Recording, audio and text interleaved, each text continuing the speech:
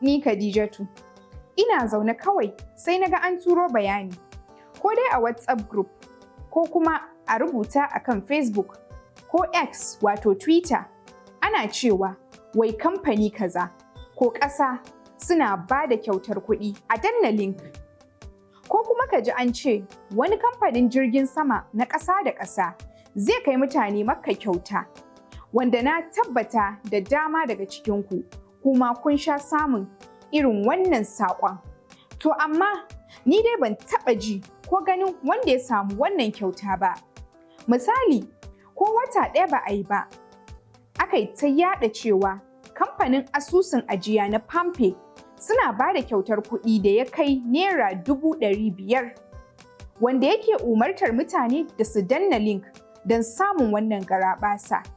Kamfanin dai ya fitar da sanarwar cewa labaran na karya ne, ba shi da tushe balle makama, face aikin masu zamba. O ni Allah! Mutane da dama dai sun faɗa cikin wannan tarko, inda suka yi asarar 'yan canjikansu.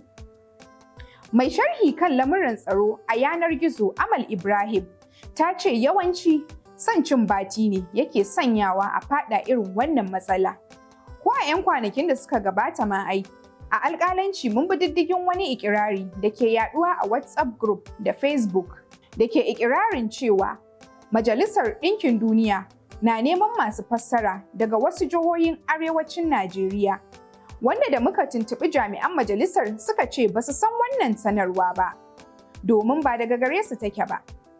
Dalilin irin waɗannan labaran ƙaryan ne, mu a alƙalanci za mu ci gaba da bin diddigi tare da fito muku da sahihan bayanai da kuma ba ku sakamako.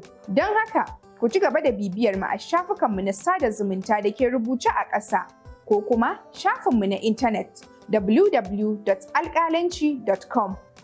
domin tura ikirari, hotuna ko bidiyo da ba ku gamsu da sahihancinsu ba.